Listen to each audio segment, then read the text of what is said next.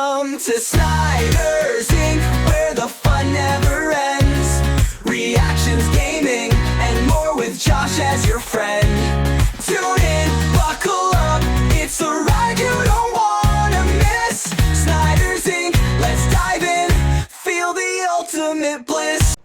Hello everybody, welcome to Snyder's Inc. And today we have got Parts Fun No video, and this is 12 times WWE got the Royal Rumble right. We don't get right into it, ladies and gentlemen. Hit the like button, hit subscribe button, comment, thing down below. Let's go.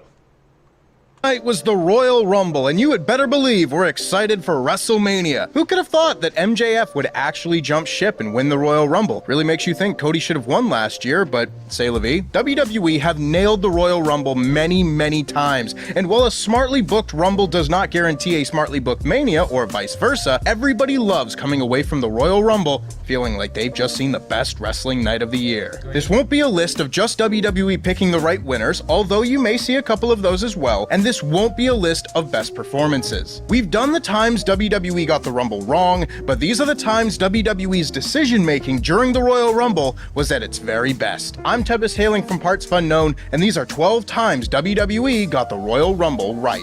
Wow, I can't believe I've watched everything.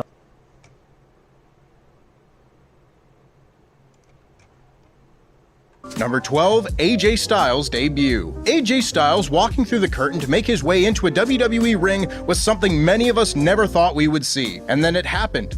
And we couldn't see it! A snowstorm on the East Coast meant many of WWE's production staff couldn't make it to Orlando for the Royal Rumble, and thus we had production snafus like this one, where instead of seeing the slow reveal of AJ Styles' Titantron, we watched Roman's dumb little face. Just like every first-year production major, they fixed it in post. The snafu lands this low on the list, but AJ entering at number 3 and going on to have an excellent debut remains one of the all-time great Royal Rumble surprises. Number 11. AJ Styles. What I love about it. AJ thing is, I remember, because I watched that live. I watched it with my friend Chris. And me and him were dumbfounded. First, because we didn't know what was going on because they zoomed in on Roman's face, and then AJ came out and we were like, AJ! We were excited. So excited AJ Styles was there, and he has had a hell of a career. Still was Triple H did more of them. I know some might say he was in a 4-way, but let's be honest. He was there to take a pin, and he shouldn't really have been in the 4-way, because let's be honest, they didn't care about LA Knight or AJ Styles in that damn match. It was about Randy Orton and Roman Reigns. So, put the man on Raw. Let him win the world title. He did some good shit with that. But yeah, he has had a great 7 years. He's probably had a better run in WWE than maybe in TNA. Possibly. 11. Triple H and Mick Foley square off. There have been loads of examples of WWE having former rivals go toe-to-toe in the Royal Rumble match. Some good, like Shawn and Marty or Kevin and Sammy, some bad, like Cena and Orton. But my all-time favorite will always have to be Triple H and Mick Foley battling it out in the 2008 Royal Rumble. Not only was it a fun callback to one of the best feuds of the Attitude Era, but this gets bonus points for taking place in Madison Square Garden, the same venue. That's what I was about to say. I think that one is even better because it's in the same location. It's in MSG, in New York. They stare face off, face to face, and fight. It's an amazing. I think Triple H just grabs Mick. Ooh. I got a cut on me. Don't know if y'all can see it, but there's a cut right there. I don't know where that came from. Very weird. Anyways. Sorry about that. That threw me off. I didn't know I had a cut. Triple H and Mick, they go at it. They face off 1-on-1, and it's amazing. In Royal Rumble 2000, they cross pass here, and I think Triple H grabs Mick and throws him into Elijah Burke, and they do the cactus lariat out of the ring, and both get eliminated. Fucking amazing. Venue that Cactus and Trips had their legendary street fight 8 years earlier. It makes the match feel a little more grand. Speaking of old rivals, I would have included Roddy Piper and Jimmy Snuka's face-off in the same Rumble, but went with Triple H and Mick Foley instead, because neither of them killed anyone, you see. Number 10, Ty Dillinger. He's the perfect 10. People wanted to see him come out at number 10, then he came out at number 10. And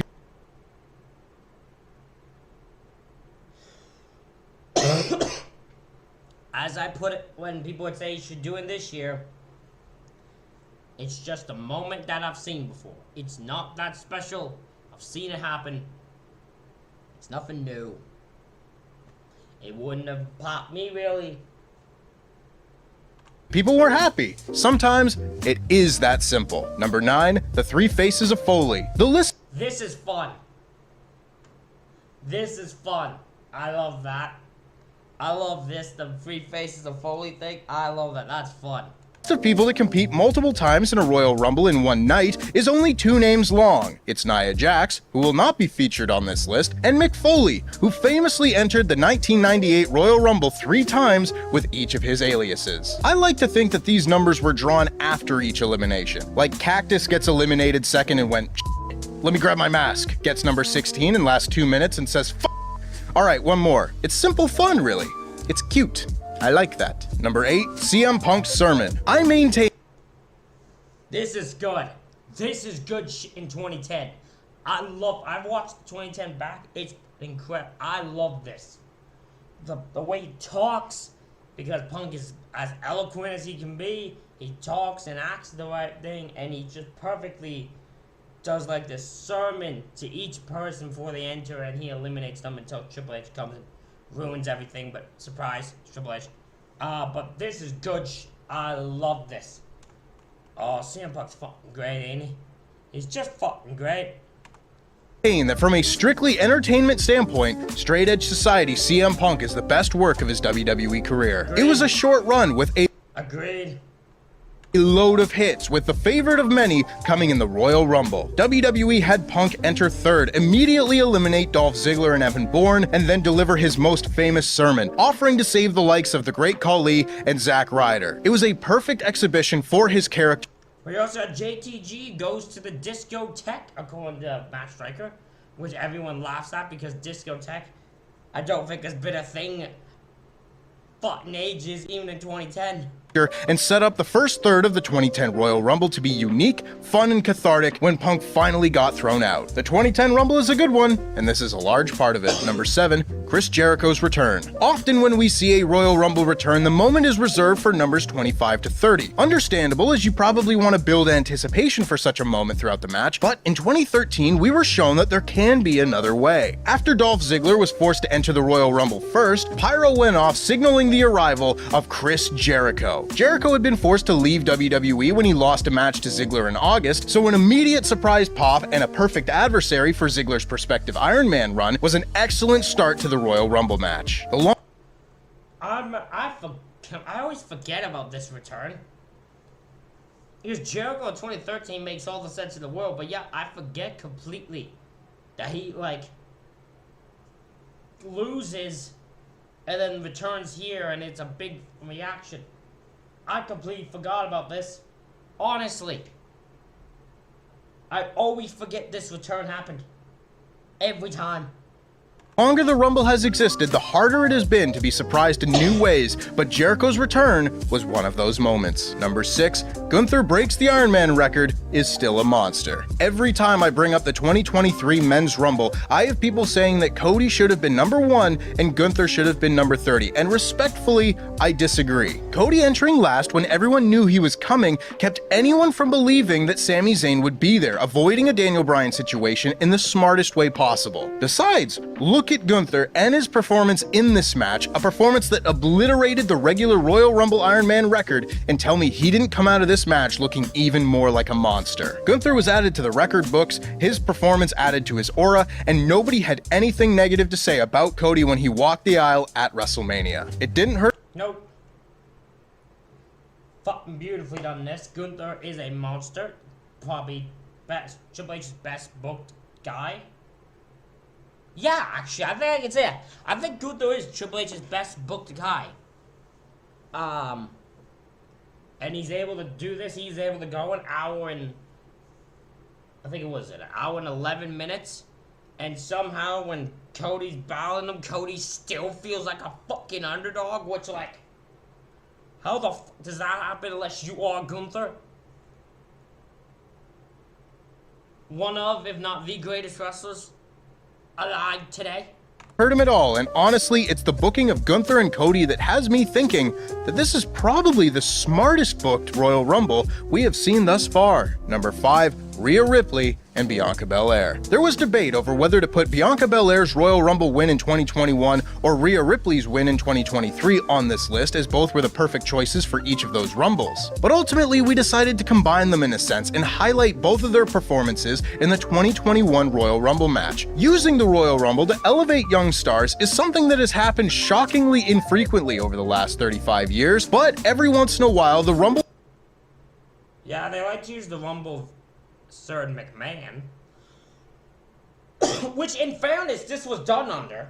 Like, in straight defense, this was done under the Vince's watch, the 2021 one. So this is done by Vince. But yeah, they don't like to book, don't like to do that often, do they?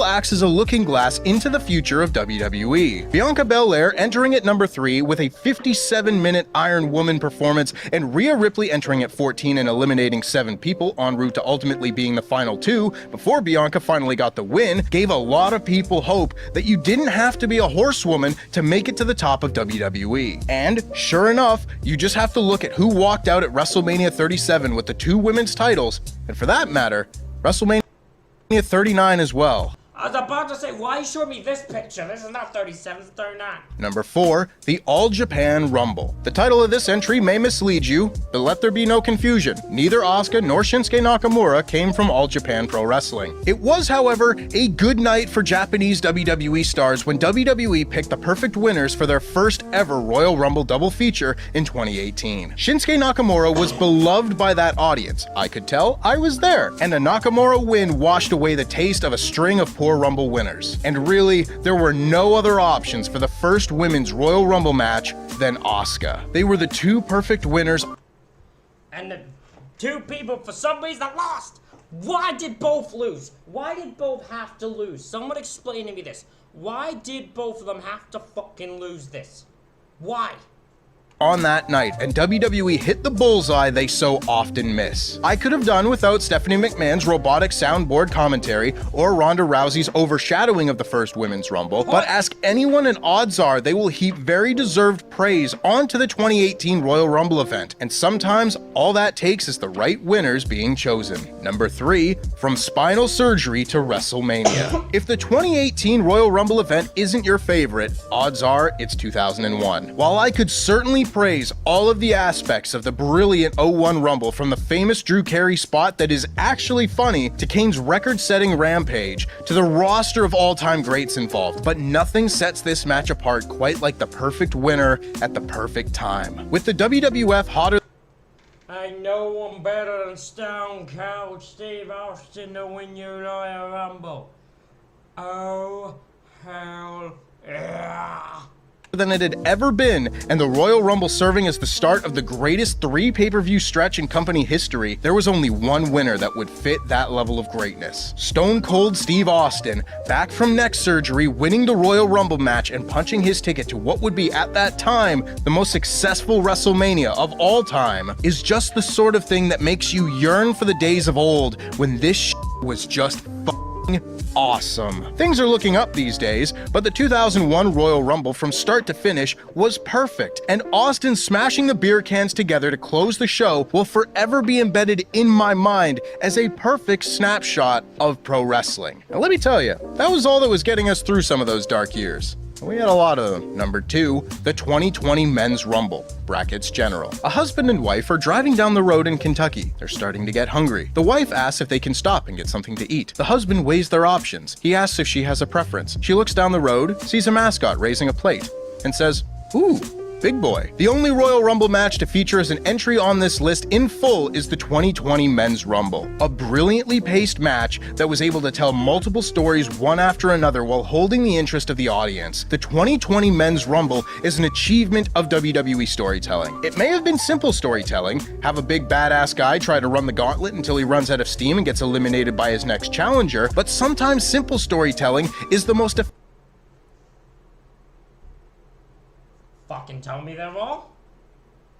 Tell me they're wrong. Toy Toys Incredible. Oh, that's a Rumble I need to review.